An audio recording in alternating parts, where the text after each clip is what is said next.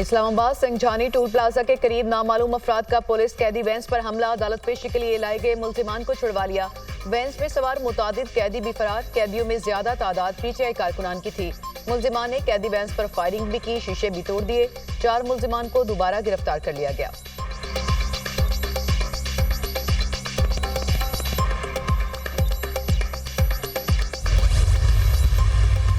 तहरीके इंतशार के कारकुनान ने मनसूबाबंदी के तहत कैदी वैन्स पर हमला किया। हमले में एमपीए का बेटा भी मुलविस है। 4 अफराद को हिरासत में लिया गया है।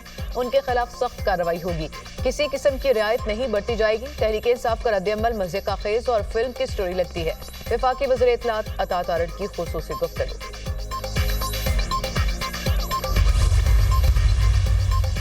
और पबजी में पाकिस्तान और रूस की अफवाज की मुश्तरका मश्क की इख्तितामी तकरीब। IG training and evaluation lieutenant general Fayaz Hussain Shah इख्तितामी तकरीब के मेहमान खुसूसी थे। रूस के सफीर अल्बर्ट पी खौरेफ ने भी तकरीब का मुशाहिदा किया। मश्क का मकसद तरीकाकार और टेक्निक को बेहतर बनाना था। फरार होने वाले तमाम कैदियों को दोबारा गिरफ्तार कर लिया गया। आईजी इस्लामाबाद का दावा, कहा हमलावरों की तादाद 18 से 20 थी। हमलावरों में एमपीए का बेटा भी शामिल है।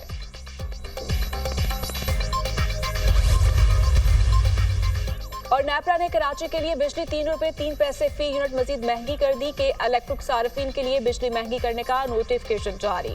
बिजली जुलाई के माहाना फ्यूल प्राइस एडजस्टमेंट की मद में महंगी की गई।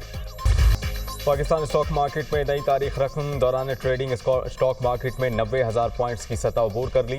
ट्रेडिंग के दौरान रिकॉर्ड तोड़ तेजी, 1400 से ज़ायद पॉइंट्स का इजाफा। 100 इंडेक्स कारोबार के अख्तिताम पर 1047 पॉइंट्स इजाफे से 89,993 पॉइंट्स की बुलंद तरीन सतह पर बंद।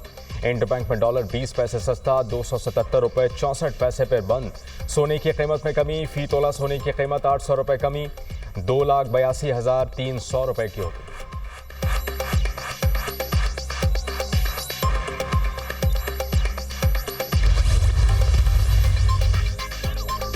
वज़ीर-ए-आज़म शहबाज शरीफ की 100 इंडेक्स के 90,000 पॉइंट्स की तारीखी सतह से तजावुज करने पर कौम को मुबारकबाद। कहा पाकिस्तान को डिफॉल्ट के दहाने पर पहुंचाने वालों के ख्वाब चकनाचूर हो गए। हमने सियासत की कुर्बानी देकर रियासत बचाई। अपनी आवाम से अहद किया था मुल्क को मुजरिमाना गफलत बरतने वालों की नाअहली के नतायज की भींट नहीं चढ़ने दूंगा।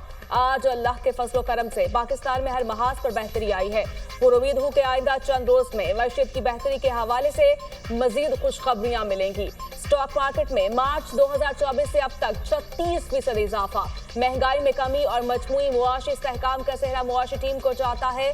महंगाई की शरह 38% से 6.9% पर आ गई। तरसीलात ज़र रिकॉर्ड 8.8 अरब डॉलर पर पहुंच गई।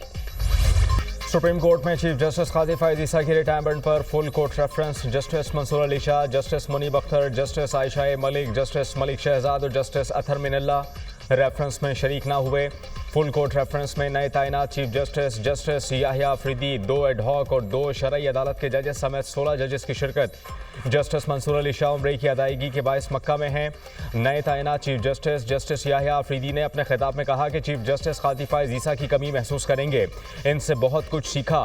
चीफ जस्टिस अच्छा दौर गुजार कर जा रहे हैं। ख़वातीन के हुकूक के लिए किरदार अदा किया। फौरी तौर पर दूर दराज अदलिया पर तवज्जो देना होगी। इख्तियारात की तकसीम के उसूल पर अमल होगा।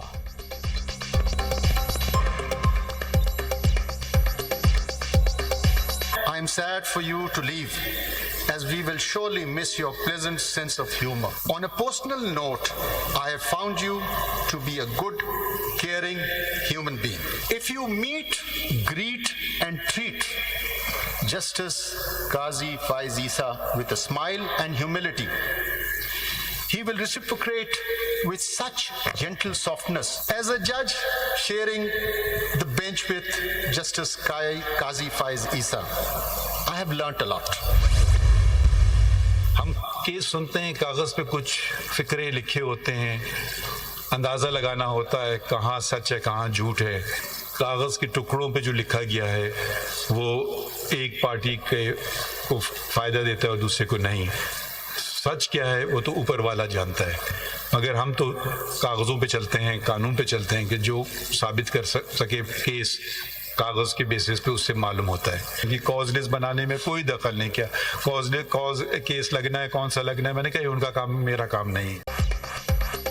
इंसाफ देना हमारा फर्ज है। मेरी आज़ादी में कुछ घंटे रह गए। कागज़ के एक टुकड़े पर चंद सतरें लिखी होती हैं जिनको देखकर अंदाज़ा लगाना होता है।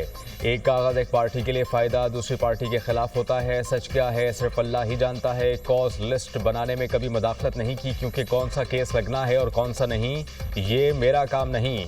चीफ जस्टिस कादिर फैज़ ईसा का फुल कोर्ट रेफरेंस से खिताब। कहा कि रेफरेंस में शरीक होने वाले तमाम अफराद का शुक्रिया अदा करता हूँ। रेफरेंस में शरीक ना होने वालों का भी शुक्रिया अदा। मेरी ज़िंदगी में वीटो पावर मेरी अहलिया हैं। मैं कहता हूँ कि लोग मेरी तारीफ करते हैं लेकिन अहलिया नहीं मानती। कहा गया कि आपने मार्कला हिल से मुतालिक फैसला दिया। मैंने कहा कि जानवरों का भी एक घर है। माहौलियात पर हम सबको तवज्जो देनी चाहिए। चीफ जस्टिस ने अपनी अहलिया और साथी जजेस को खराज तहसीन पेश किया।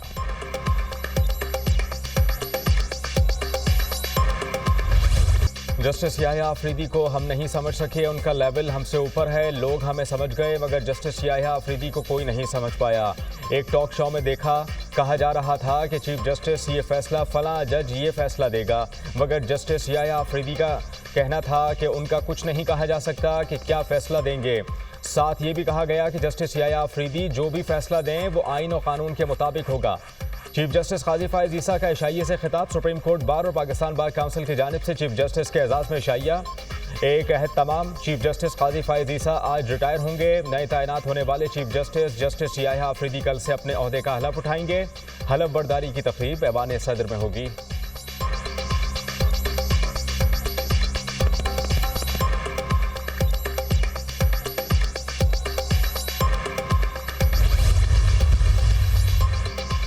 चीफ जस्टिस कादिर फैज़ ईसा ने यकीनी बनाया कि इंटेलिजेंस सियासी मामलात में मुदाखलत ना करें।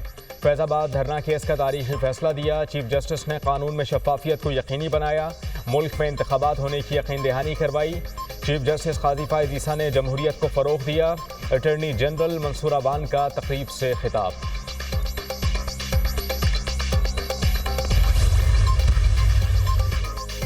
जजेस कमेटी की अराकीन की तादाद में इजाफे के लिए supreme court practice and procedure act में तरमीम की तैयारी। ज़राए के मुताबिक प्रैक्टिस एंड प्रोसीजर एक्ट में निजी रुकन के बिल के जरिए तरमीम लाने का फैसला। मुस्लिम लीग नून के रुकन असेंबली के जरिए प्राइवेट मेंबर बिल पेश किया जाएगा। तरमीमी बिल मंगल के रोज लाए जाने का इम्कान।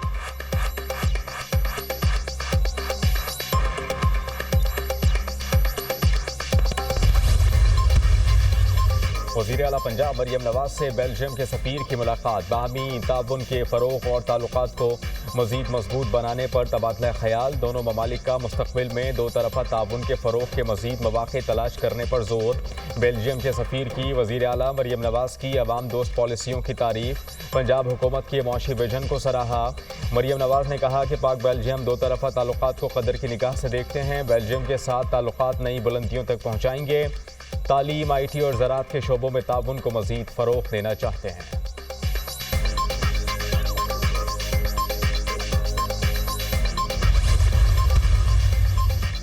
फ्रंटियर कांस्टेबलरी के 10 जवान वतन पर कुर्बान। फितना अल ख्वारिज के दहशतगर्दों का डेरा इस्माइल खान में गुज़श्ता रात FC चेक पोस्ट पर हमला।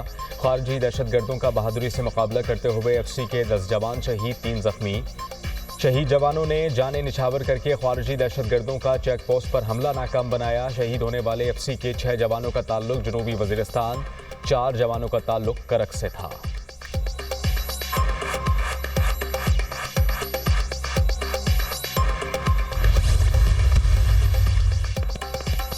बानी PTI की बहनों अलीमा खान और अज़मा खान की रिहाई की रोककार जारी। इस्लामाबाद की इंसदाद दहशतगर्दी अदालत ने अलीमा खान और अज़मा खान की जमानत मंजूर की थी। पाकिस्तान तहरीक इंसाफ वकला रोककार लेकर जुडिशल कॉम्प्लेक्स से जेल रवाना।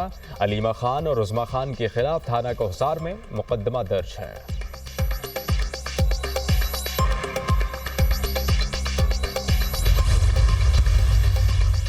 गुज़श्ता रात कहा था बानी PTI की बहनों की रिहाई के लिए कोशिश करूंगा। आज अल्हम्दुलिल्लाह बानी PTI की बहनों की जमानत हो चुकी है।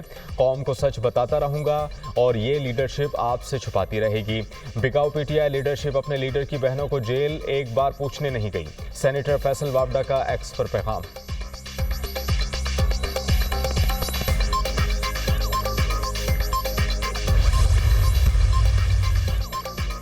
बुशरा बीबी और बानी पीटीआई की बहनों को अदालत ने रिहाई दे दी। रवादारी मार्च पर तशद्दुद की इंक्वायरी रिपोर्ट मेरे पास आ गई। कानून की पासदारी न करने वाले अफराद की भी पकड़ होनी चाहिए। पुलिस को ऐसी सूरत हाल में लाकर खड़ा किया जाता है कि वो कार्रवाई करे। वजीर आला सिंध मुराद अली शाह की मीडिया से गुफ्तगू। 26वीं आईनी तरमीम पर पीटीआई भी खुश है। 26वीं आईनी तरमीम पर पीटीआई की गैर एलानिया रजामंदी शामिल थी। तारीख का बदतरीन इंतकाम पीपल्स पार्टी लीडरशिप से लिया गया। वजीर इत्तला सिंध शर्जील इनाम मेमन की प्रेस कॉन्फ्रेंस।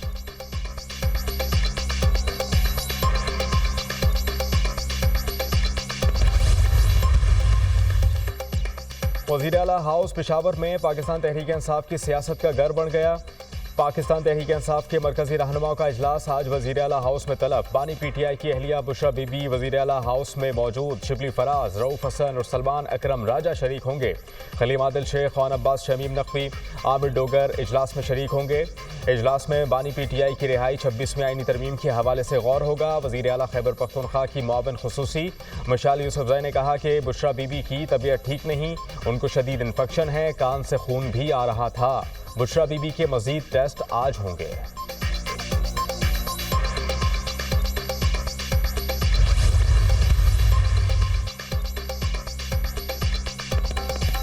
और बुशरा बीबी को हफ्ज़े बेजा में रखा गया। रिहाई किसी डील का हिस्सा नहीं। बुशरा बीबी अब महफूज मकाम पर हैं।